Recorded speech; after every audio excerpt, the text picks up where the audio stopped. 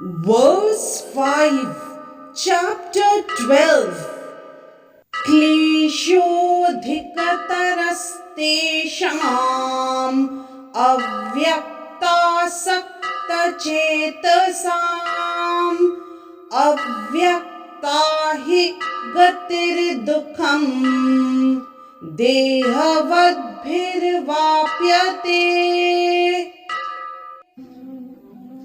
In this verse, Shri Krishna says to Arjun, for those whose minds are attached to the unmanifested, impersonal feature of the Supreme, advancement is very troublesome. To make progress in that discipline is always difficult for those who are embodied. Elaborating on the above thought, the group of transcendentalists who follow the path of the inconceivable, unmanifested, impersonal feature of the Supreme Lord are called Jnana Yogis, and persons who are in full Krishna consciousness, engaged in devotional service to the Lord, are called Bhakti Yogis. Now, here the difference between Jnana Yoga and Bhakti Yoga is definitely expressed. The process of Jnana Yoga, although ultimately bringing one to the same goal, is very troublesome, whereas the path of Bhakti Yoga, the process of being in direct service to the Supreme Personality of Godhead, is easier and is natural for the embodied soul. The individual soul is embodied since time immemorial. It is very difficult for him to simply theoretically understand that he is not the body. Therefore, the Bhakti Yogi accepts the deity of Krishna as worshipable because there is some bodily conception fixed in the mind which can thus be applied. Of course, worship of the Supreme Personality of Godhead in His form within the temple is not ideal worship.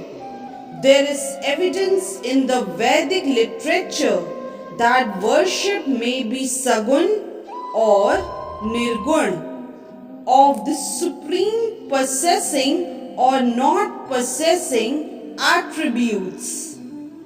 Worship of the deity in the temple is sagun worship, for the Lord is represented by material qualities, but the form of the Lord, though represented by material qualities such as stone, wood or oil paint, is not actually material. That is the absolute nature of the Supreme Lord. A crude example may be given here. We may find some mailboxes on the street, and if we post our letters in those boxes, they will naturally go to their destination without difficulty. But any old box or an imitation which may find somewhere but which is not authorized by the post office will not do the work.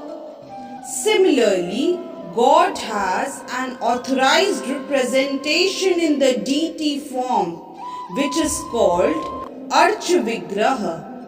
This Archvigraha is an incarnation of the Supreme Lord. God will accept service through that form. The Lord is omnipotent, all-powerful. Therefore, by his incarnation as Archvigraha, he can accept the services of the devotee just to make it convenient for the man in conditioned life. So, for a devotee, there is no difficulty in approaching the Supreme immediately and directly. But for those who are following the impersonal way to spiritual realization, the path is difficult.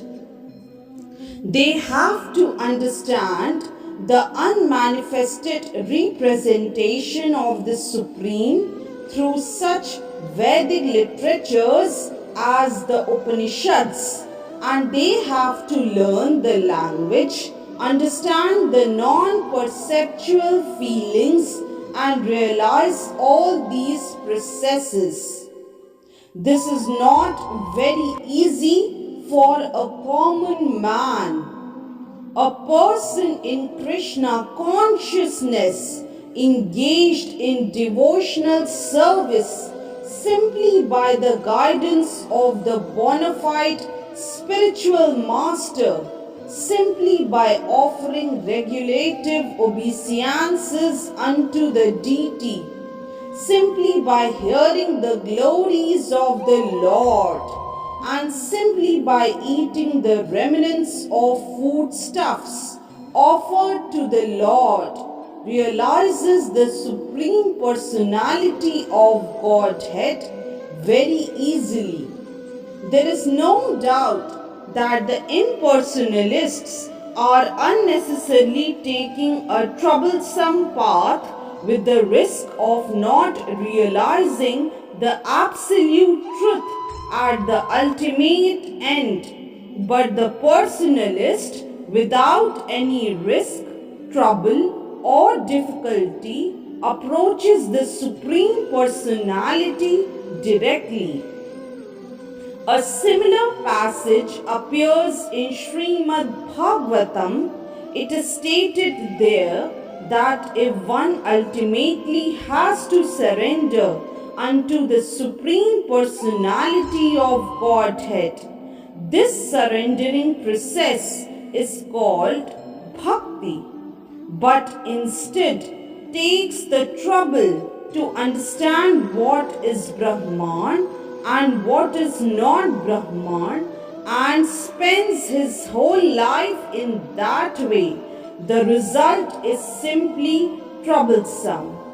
Therefore, it is advised here that one should not take up this troublesome path of self-realization, but because there is uncertainty in the ultimate result. A living entity is eternally an individual soul, and if he wants to merge into the spiritual whole, he may accomplish the realization of the eternal and knowledgeable aspects of his original nature. But the blissful portion is not realized. By the grace of some devotee, such a transcendentalist, highly learned in the process of Jnana Yoga, may come to the point of Bhakti Yoga or devotional service. At that time, long practice in impersonalism also becomes a source of trouble, because he cannot give up the idea. Therefore, an embodied soul is always in difficulty with the unmanifest, both at the time of practice and at the time of realization. every living soul is partially independent, and one should know for certain that this unmanifested realization is against the nature of his spiritual blissful self. One should not take up this process for every living entity, the process of Krishna consciousness, which entails full engagement in devotional service, is the best way.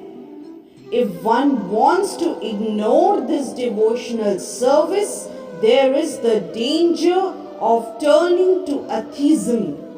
Thus, the process of centering attention on the unmanifested, the inconceivable, which is beyond the approach of the senses, as already expressed in this verse, should never be encouraged at any time, especially in this age.